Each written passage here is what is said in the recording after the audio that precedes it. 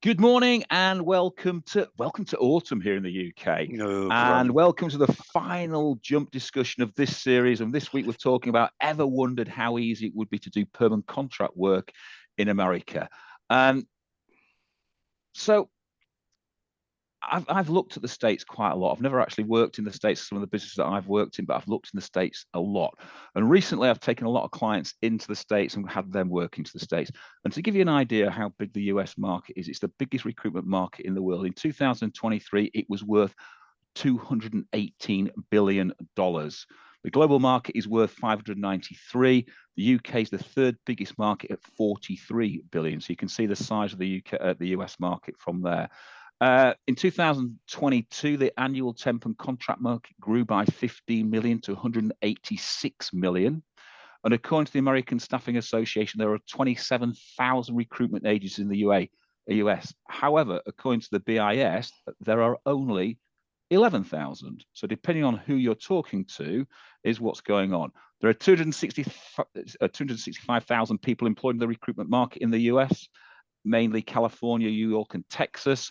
And there are 169 billion employable people in the USA.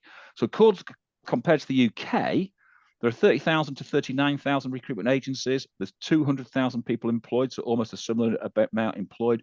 And there's only 33 million employable people in the UK. So a massive difference. So this week, most of the UK market is, I would say this week, I'd say constantly the UK market is the most competitive market in the world. And this week I'm joined by Josh Gitman, the MD of Lead and Gain, and VP Alex Porter, who's an ex-recruitment consultant from the UK who's crossed the pond. So let me give you a little idea about Lead and Gain. Lead and Gain enable recruitment companies to scale and simplify their contract and perm operations in the US.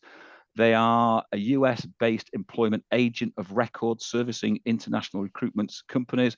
They allow customers to focus on their recruitment by managing contractors, onboarding, payment, compliance, and compliance is a big thing over there, timekeeping, benefits and taxes, and any legal contracts for the US, Canada, and other global sort of areas from there. So what I'm going to do, I'm going to kick off. Obviously, we've got the jump guys here. We've got Paul and Dave who'll join in as well. So Josh, Alex, welcome. I'm sorry for the early start. It's about 10 to 6 somewhere, is it? Or 6 o'clock somewhere where you are from there. I hope you survived the hurricanes last week, because when I was speaking to you last week, you were just all battening down the hatches for that. So hopefully that's a lot better for yourselves. So I'm going to kick off with the first question, which isn't about the wind. First question this. I know I've given a load of stats about the US market, but what does the opportunity actually look like in the US for UK recruiters? Yeah, morning. Thanks, Howard. Yeah, nice to meet you all. So it's in short, it's huge. It really is huge. So my background is over 10 years in IT contract staffing. Originally started in the UK, building UK contract markets there. And then about 9 years ago, moved to the US to help build out more contract divisions in the US. So I've done that across multiple offices in the UK. Josh and I have known each other for over 10, 11 years, working in the same company, doing both perm and contract staffing. So in even going back that 10-year conversation that I was having with my old directors and CEOs, the main reason why they wanted to do that is because one deal in the US was worth 4 times the amount of one deal in the UK.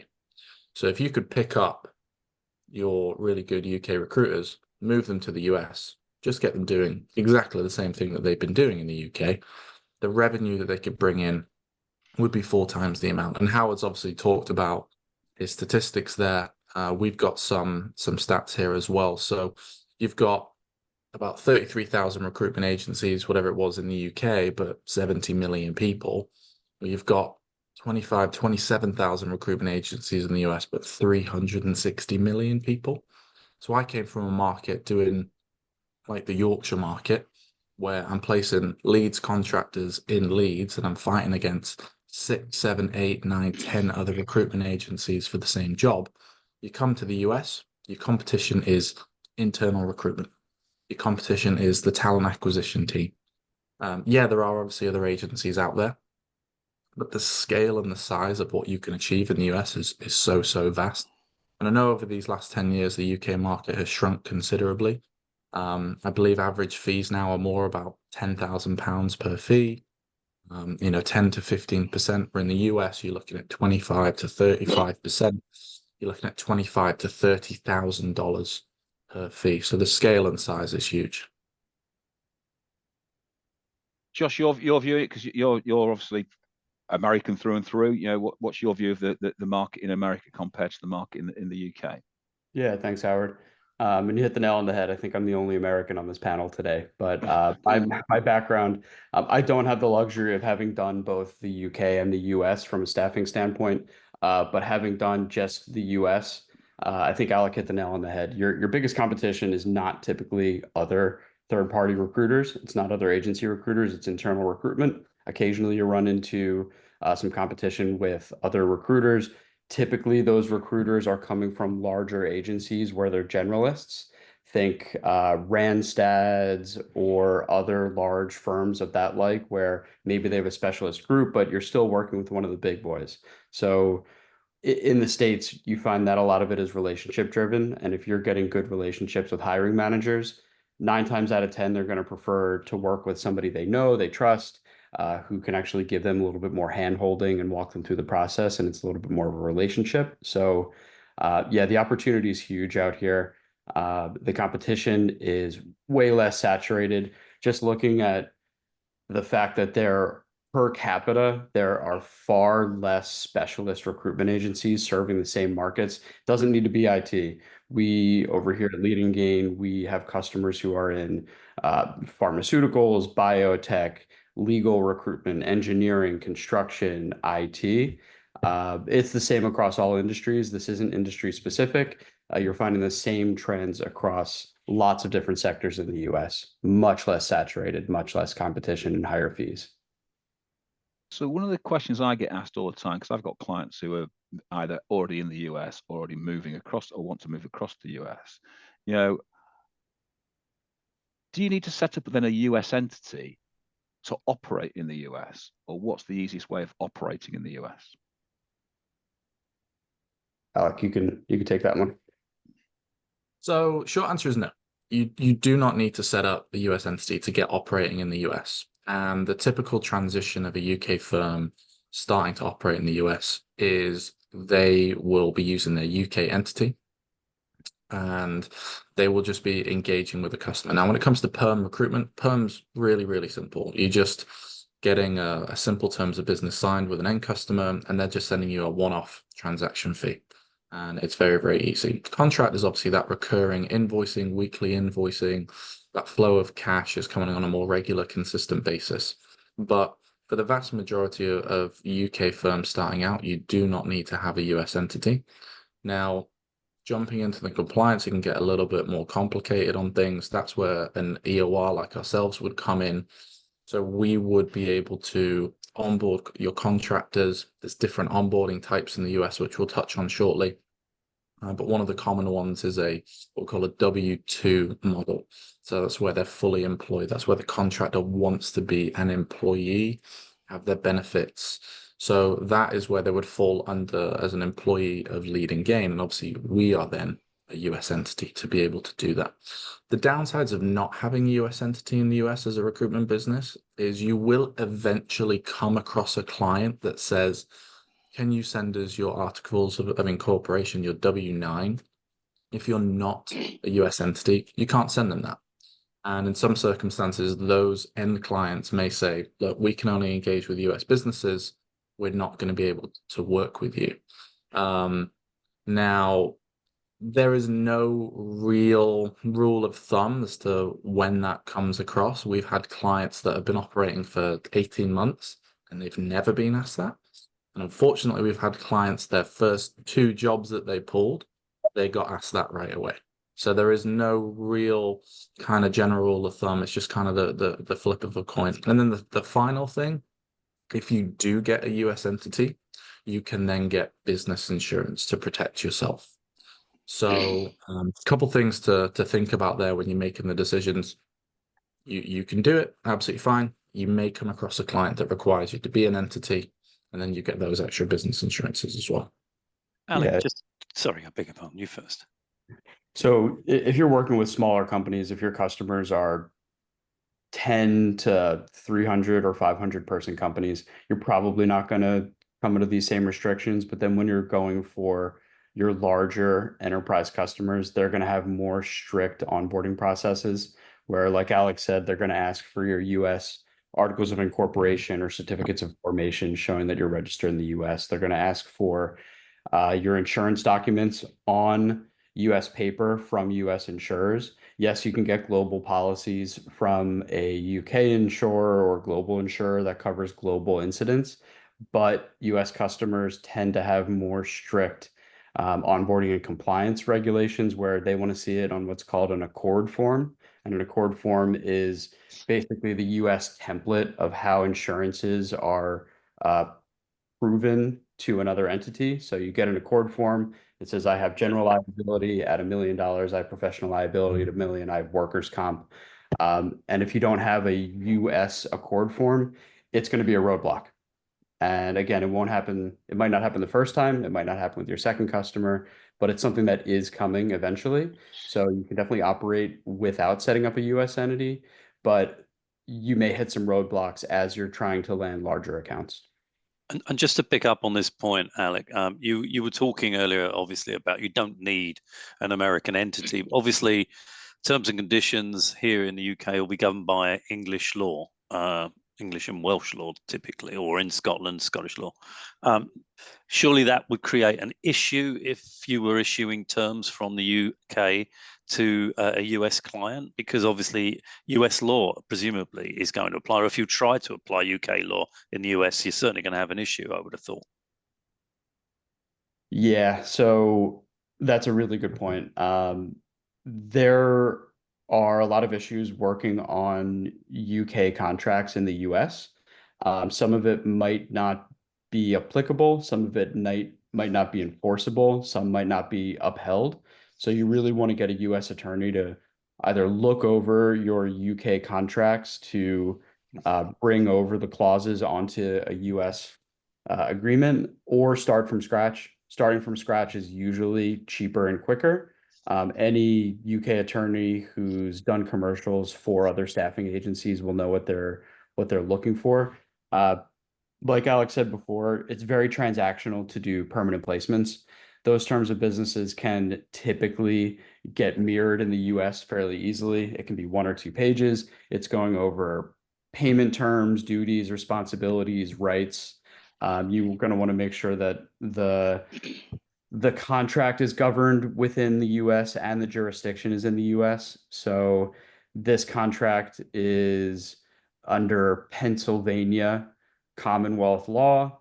If anything were to go to court, we would bring it to court in Philadelphia County. So those are 2 big things.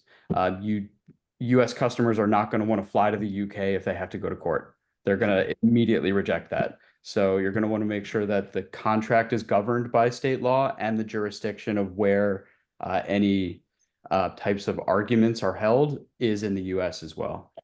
Contract staffing, those are going to be much longer. There's going to be various indemnity clauses that you're going to have to look at. So those typically can't get mirrored in the US since they're just much more lengthy. Those are typically 5 to 10 pages long. So yeah, you're going to want to get a US attorney to look over both your perm sets of terms and your contract set of terms. And would it be possible to set up a registered office in the US without actually having a base there? Yes, that is possible. Right. You can even set up a US entity with no physical location in the US as well. Right. So I think that answers one of the questions that... Sorry, Alex, go on. Go on, Howard. I was going to say, I think that answers Helen's question about contract law in the US. Yeah. Charlie Crooks also asked a question about using UK limited company contractors in the US. Is that the same as what would normally happen in the UK, where you'd have to employ them into, say, going into Germany or into Holland or somewhere like that, where sometimes you'd have to employ that contractor through a third party, and that party would be then become the limited entity within that country? Is that the same as what you're talking about there in the States?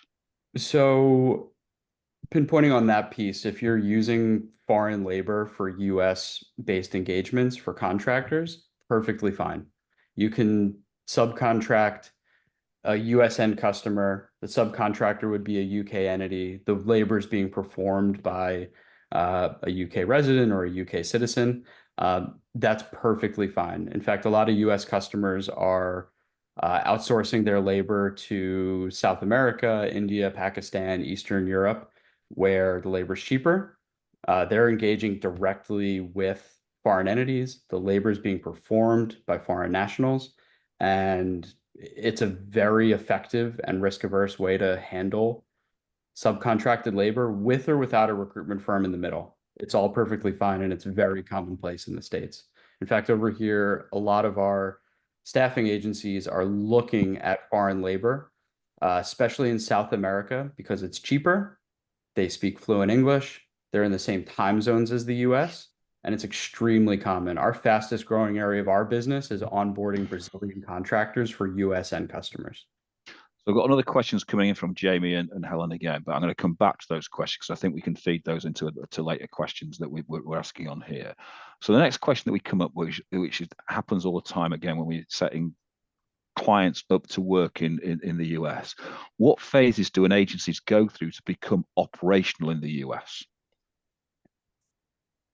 Josh, you take that one? Go for it, Alex.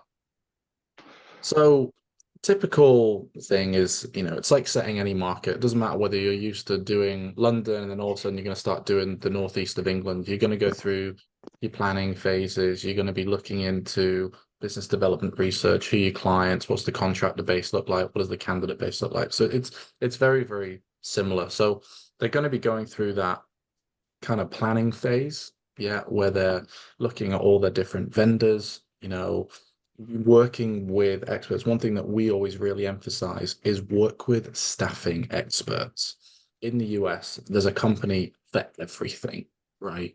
But if you can partner with staffing experts, it doesn't matter whether that is legal, doesn't matter whether that is insurance, doesn't matter whether that is whatever it is, then they're always going to be tailored to what your specific needs are.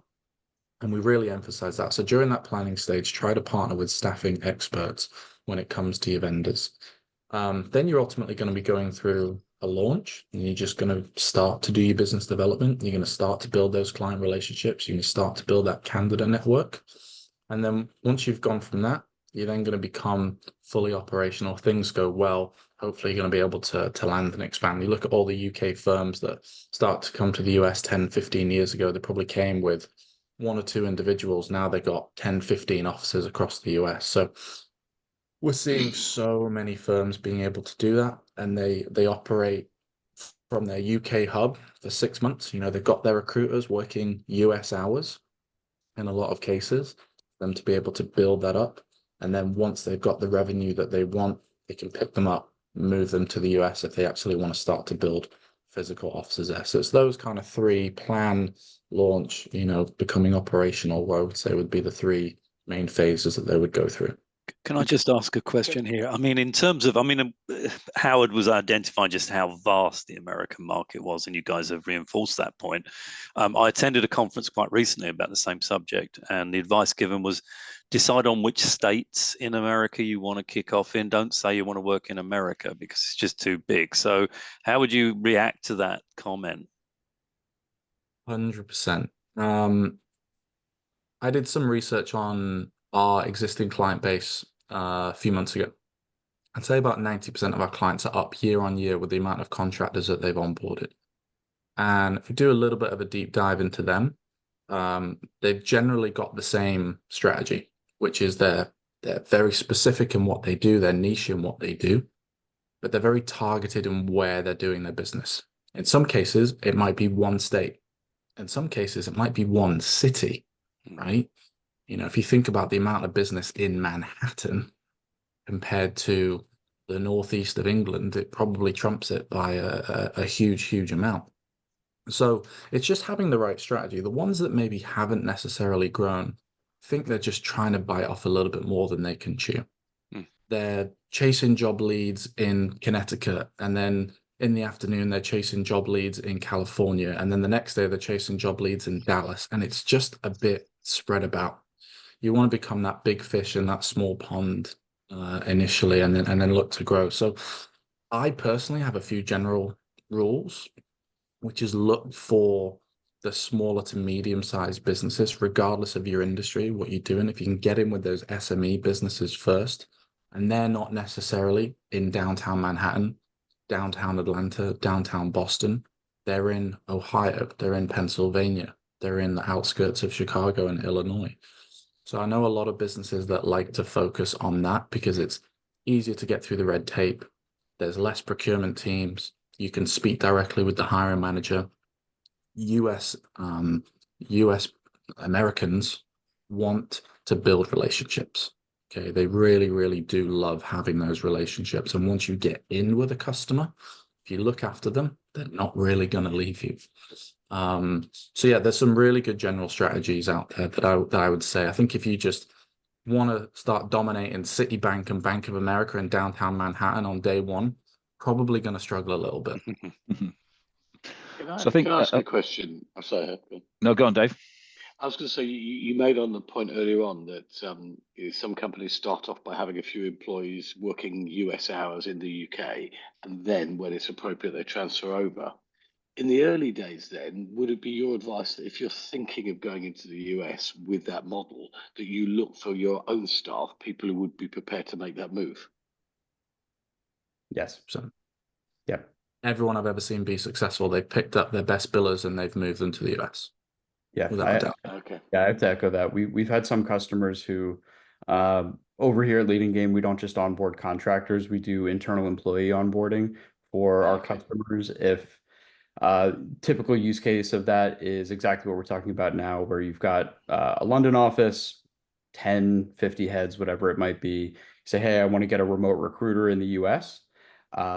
We can onboard those remote employees for you in the States.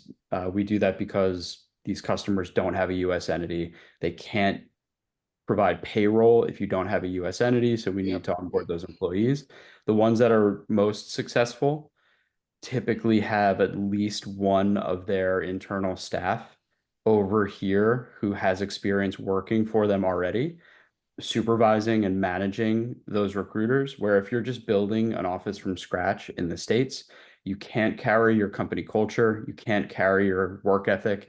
It's very hard to train that stuff remotely. So we've seen it successful. It's not the majority of the time. The majority of the time, our customers that do very well pick up their internal staff. They say, hey, does anybody want an opportunity in the US? Most people are going to raise their hand if they don't have kids or anything on the home front where they can't quickly lift and shift. But the most successful customers pick up their internal staff, move them to the US, and then build a team of American recruiters around those staff. Certainly, that's what I've done with my clients when I've taken them across the US and opened up in the US. Started off with the UK, and this helps answer Helen's question. Rather than opening a bank in the US, have a dollar account on your UK account, and then when the money comes into your dollar account, you send it to an FX provider, which then sends it back into your sterling account. That cuts out all your bank charges or lessens your bank charges. But obviously, when you move into America, you want to then create an American entity and use the American entity, and then obviously you then work with your accountants and how you sort of set that up from a transfer of cash across from there and working from that point of view.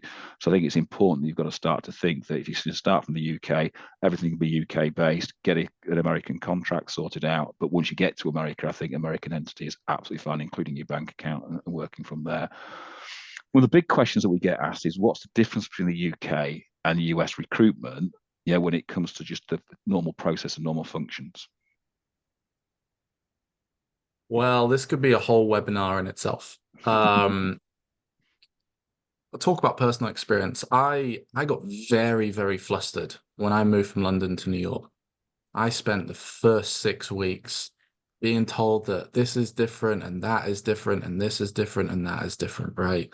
And it honestly wasn't until my director pulled me in a room and he was like, right, when you started out in London, he's like, what did you do? And I was like, call candidates and call clients. He's like, why are you doing anything different? So I'll emphasize what is the same first, okay?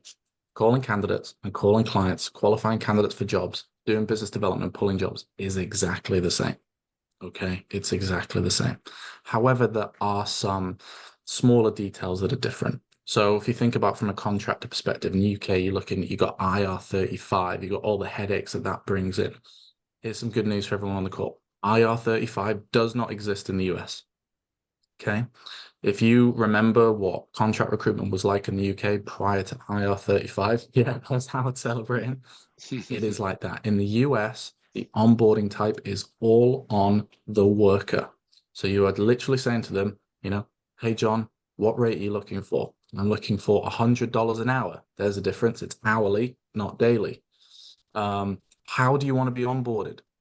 I want to be onboarded as a corp to corp. I've got my own corporation. I've got my own business. It's John Smith LLC. It's registered with the state of Georgia. Perfect. Do you have business insurances with that and a business bank account? Yes. That individual has now chosen to be onboarded as what we call a corp, equivalent of a limited company. Now they might turn around and say, I want to be onboarded as a W-2. I briefly mentioned that earlier. That's the fully employed model. They don't have a business. So it's kind of similar to like a UK umbrella, but it's, definitely does have its differences. That's where we will then be doing the tax deductions for them. We'll be taking care of their medical, their dental, their vision, their 401k, which is a pension. So the difference is when it comes to things like business development, it is more difficult to break into a US client. I was someone that was doing 100, 150 phone calls and dials a day on contract recruitment. And I would see perm recruiters being a little bit more email recruitment, a little bit more LinkedIn. It's probably a little bit more closer fit to that in the US, trying to get targeted in that. So you have some contractor compliance differences. When it comes to terms of business, I would do a contract deal. Contractor would start. Then I'd probably send the terms of business over, the DocuSign, and the UK client would just sign it. US, this is a big difference. We know what the US is like when it comes to legal, when it comes to red tape. They're very, very particular about contract terms of business. So you have to be clued up on what your terms of business are, particularly your commercials, explaining what time and materials is, explaining what your payment terms are, explaining what conversions. Those of you that are about to start operating in the US, crazily enough, you are going to have conversations with your customers about what a recruitment agency is. That's how young recruitment is in the US. A lot of these businesses don't get it. They think you're like a consultancy, right? So there's a few major differences there. Again, this could be a whole webinar in itself, but contractor compliance differences, no IR35. Thank goodness for that. Business development is a little bit different, but remember what I said at the beginning, you're still speaking to candidates, you're still speaking to clients, and you still be really, really successful. I think there's a couple of questions coming that I'm going to link together. Well, what about sort of the topic of visibility when you're meeting your clients? Do you do that before? Do you do that after? I've got Helen asking, she's got a client over in Florida in her niche. Would she be better going to work in Florida for a while? My answer to that is very simple. It's the same as the UK. Meet your clients now. You can meet them over Zoom, over Teams, etc., etc. You don't have to be in Florida to work the job. But what we should be doing is, my clients, I'm advising them at least quarterly, have a trip to America, meet your clients face to face, meet your candidates face to face. It's not a holiday going to Florida. It's a hard week. It's a pack everything in. Every hour's count. So every day you're there, you're meeting 4 or 5 clients, you're meeting 4 or 5 candidates every single day. And what they do is they come home with loads and loads of opportunities and loads of work. But it's the same as the UK. If you're based in Newcastle, as you are around that, Alec, you wouldn't go to meet your clients when you pick up a job from London every time. You'd be doing it over Zoom, over the phone, etc. And they're the same with your visibility. You'd still be using all your LinkedIn posts or your marketing posts or your email posts, etc., and driving it in that fashion, the same as you do in the UK. But the difference is you've got to talk to your clients. You've got to absolutely be on point with your conversations and developing your clients, which leads us into that sort of next question, which how does a employee of record, or an EOR, as you keep calling it, help agencies? Yeah, so you made a really good point. Just to backtrack onto your last topic, the US is so huge. Meeting face to face with your customers, even if you're a US business gaining US customers, I don't want to say rare, but it's not necessary to meet anyone face to face. It definitely makes you sticky. It will make them come back to you more often and more frequently. But doing things over Zoom, doing things over Teams is extremely common. You can be in Boston and have a customer in LA, and it's just not feasible to make a 5-hour flight from Boston to LA to meet your customer. Granted, like you said, Howard, quarterly, that's great. A $7 investment for a cup of coffee or a slice of pizza goes a very long way with these folks. So if you've got somebody local and you're already in the US, great. If you need to meet them over Zoom or Teams, this face-to-face type of interaction works very well. But I wouldn't say traveling to Florida for a couple weeks to work the jobs is necessary at all. Just make sure you're available, make sure you're doing Zoom meetings, face-to-face, like we're doing today, works perfectly fine. And they'll understand that you're in the UK and it's not feasible to make the trip across the pond on a regular basis. But if you're providing a good service, you're actually getting FaceTime like we're doing today, that's going to go a long way. So, and on your question, how does an EOR help? So our primary purpose and what we're providing for our customers is contractor onboarding. So that's where we get involved. We're the layer in between staffing agencies and their workers. So we're manage everything for compliance, payroll, timekeeping, expense management, technology surrounding all of this, and especially US federal, state, and local labor laws. And I think that's our biggest value add, especially for international companies. The US, like we were talking about before, is huge. There are federal labor laws, which apply to all 50 states. There are state labor laws, which are specific to each of the 50 states. And then there are local labor laws within a municipality, a city, a county that you also have to be aware of. So an EOR is going to help you manage and maintain and track all of those different labor laws. We're also going to give our customers advice on what are best practices in the states, like we're doing today, since we all come out of staffing, Alec and I, and all of our founders and leaders over here. So questions about how does insurance work? How do US banks operate? Really anything along getting set up. We field a lot of obscure questions that don't really fall into our core line of business, and we're a quick phone call away. So a good EOR is going to be able to help you out with not just what they're doing on a day-to-day basis, but really anything within just general operations, especially a company like us who's tailored for staffing. An EOR should be able to help you out with, hey, how do I land new customers? I'm doing it this way. Is that the best way to do it? But on the last point, labor laws, that again could be a webinar for 2 hours. We could talk about labor laws, but EORs are going to help you. We wouldn't get as many guests join that one. We wouldn't. It's an extremely dry topic, but something that we need to know. Our customers don't necessarily need to know 50 different state labor law documents, but they need to know that their EOR understands it and how it applies to the workers that they're onboarding. So the key things here are US federal labor law. That's the biggest takeaway. That applies to all 50 states. Each state has their own labor laws, which can govern things like overtime. It can govern things like sick pay. There are 30 states in the US that require you to track and accrue sick leave for your workers. And if I'm getting more granular, there are now counties and cities that also have their own sick leave accrual labor laws where you need to accrue 1 hour of sick leave for every 30 hours that the employee works. So these are types of things that an EOR is going to help you manage. So you are keeping us off of the Department of Labor's radar, but we're also keeping our customers off of the Department of Labor's radar and essentially their end customers as well from getting investigated by the DOL. Because if there's a complaint, they're not just going to look at us, they're going to look at the entire supply chain. So that's very similar to the UK, where you're following your contractual laws. Who are working in Europe and places like that, you've got to follow all the contractual laws in those states. And that links back to that question that Charlie was asking.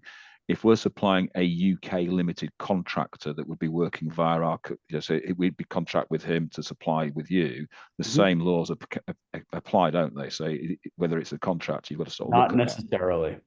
So most of these laws that I'm talking about really just pertain to US W-2 employees. There are other legislations that might cover subcontractors as an independent contractor or corp to corp, but they're not US federal or state labor law. So that's also something that we can help you navigate. Do these laws actually apply to the worker that you're supplying? In corp to corp relationships, especially in the supply chain where you've got end customer, recruitment agency, potentially an EOR, then another subcontractor who is a 10-person consulting shop who has maybe software developers, and then you finally got the worker 6 layers removed. If the worker is in the US or not in the US, some of these laws might not even apply to them. So that's stuff that we can help you navigate as well. Okay. So then looking at that, then you're sort of now sort of going into that legal side. What are the actual pitfalls that recruitment agencies in the UK thinking of moving to the States should be absolutely aware of? So we get this question a lot. There are a lot of laws, like I was talking about before, that you don't need to be aware of, that you really just need to make sure that your experts are aware of. But there are key ones that might affect how our customers actually interact with their end customers. So from a commercial standpoint, there are certain laws surrounding overtime, which really need to be taken into account. There are certain laws surrounding how and when you pay employed workers in the US, which need to be taken into account. The EOR is going to handle keeping everybody safe. But what our customers are most concerned about is I don't want to get stuck having to pay a worker for something where I can't invoice my end customer for it. So a big takeaway is, and a big difference between the US and the UK is, you need to pay employees for hours that they work, and they can't sign away the right to be paid based on approved timesheets. So if a W-2 worker submits a 40-hour timesheet, we need to have smoking gun evidence that says, hey, you didn't actually work. This is a fraudulent timesheet if I'm trying to not pay that worker. So we treat it, if you submit a timesheet, we need a proof that you didn't work versus proof that you did work in order to pay it. So what that means for the agency and the end customer is they need to start invoicing their customers on submitted time for W-2 workers versus approved time. The other piece of the puzzle is overtime. If you are what's called non-exempt, non-exempt means you don't have an exemption from these labor laws. It means you're due overtime. So if you're a recruitment agency and you have to pay a worker for 10 hours of overtime, you want to make sure that you've negotiated an overtime rate with your end customer so you're not paying time and a half plus management fees to an EOR and then only charging for standard time to your end customer. So the biggest ones that our customers and recruitment agencies need to be aware of are really how they affect their commercial relationships with their end customers. Those are going to affect them on a day-to-day. Those are going to affect the recruiters who are starting to negotiate these contracts and place candidates. So the biggest ones, the biggest takeaways are the financials and not getting stuck having to pay something that they didn't really take into account with their end customer. I'll quickly touch on the actual like recruitment side of it as well, Howard. So I can talk about an example. So someone that I know very well, very, very good recruiter, started operating in the US, got his first jobs in, got his first interviews in, first round, second round, third round. Finally, looks like he's going to be getting a decision, telling us he's going to be onboarding his first contractor. And I was like, great. Who's the client? It's Infosys. Those of you who don't know, Infosys is a 300,000 person IT consultancy, probably one of the biggest companies in the world. And I said, have you got your terms of business in place yet? Have you got the contract signed? He said, no, not yet. 6-7 months later, the deal has still not been done. Okay. So what's some of the pitfalls? Again, really size of business. If you wanted to keep the easiest business development strategy going when it came to the US, pick a size of business that you don't want to go above and just call everybody that's smaller than that. Yeah, probably one of the easiest things to do. Don't go after those big multinational FTSE 100 equivalent type businesses in the US because you're just not going to get your terms of business signed. I mean, I come from very, very large global staffing firm, and we never had a big bank as a customer, right? Because we just could not get terms of business signed. So there's that. Then there's other things to look out for. unfortunately, with the staffing market still being quite premature in the US, there are businesses out there who, strangely enough, have fake candidates, right?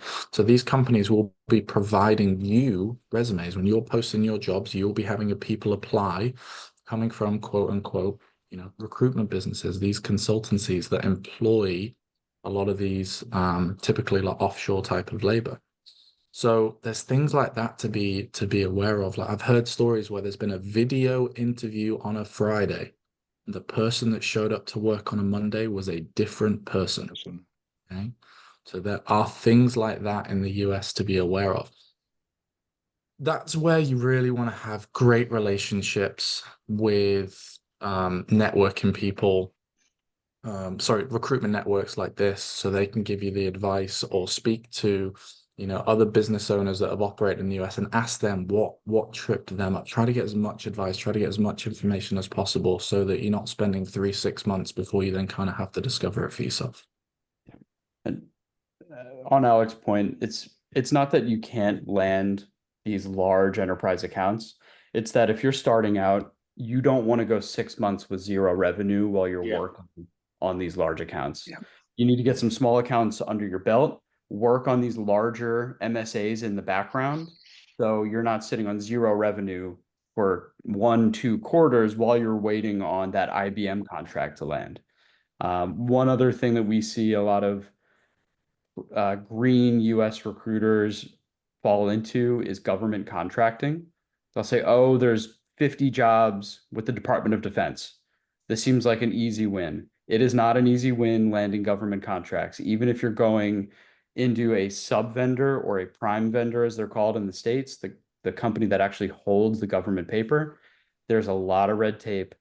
There may be clearance certifications that you as the recruitment company need to uphold. There may not be, but it still takes a very long time to get government contracts. And on paper, it may look like some easy wins because those staffing agencies that actually, or small consulting companies that land government contracts, they might email you and say, hey, I just got 50 jobs with the Department of Defense.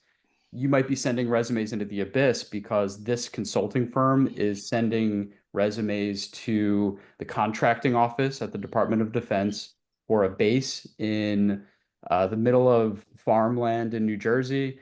Then a contracting office is looking at it. Then it goes 2 layers removed to a hiring manager, and it's 6 months before we even get feedback on a resume. So things move slow within the government. It's, again, the jobs are out there. You can get wins, but if you're just starting out, it's not a good place to spend your time because you could get left at the end of the day with absolutely nothing after 6 months of work. So as we're running short of time, let's flip the question. What makes UK agencies so successful in the USA then? Yeah, I think the main reason, the simplest reason why have so many UK firms done really, really well in the US is because they've taken their niche specialism and brought that to the US.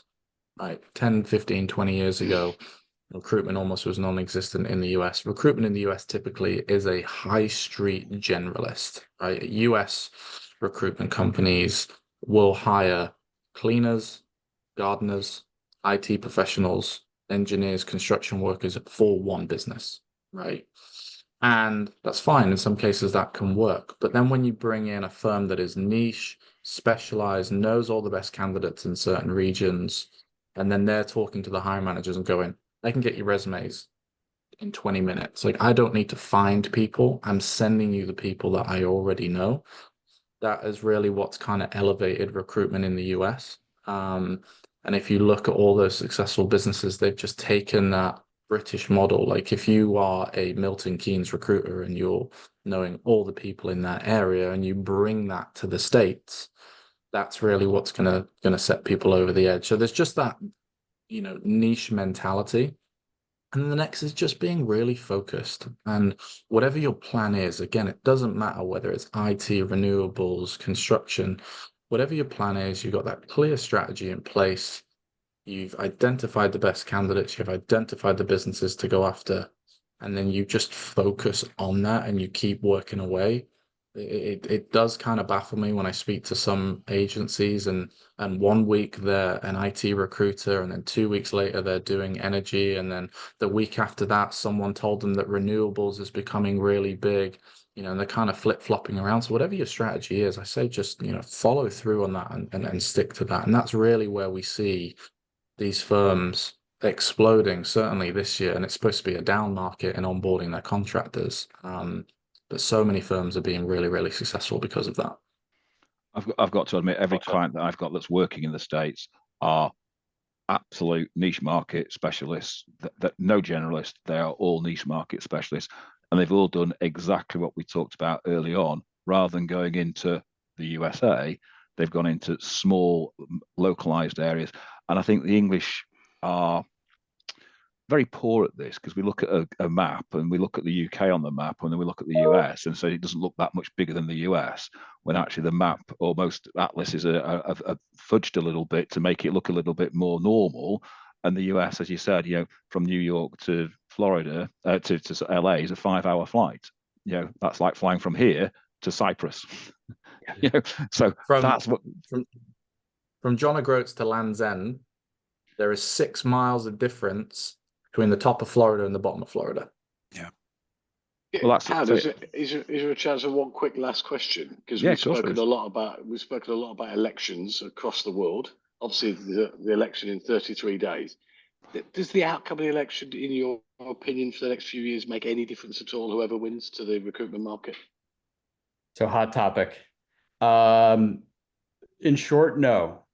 Yeah, it just needs to happen. Right.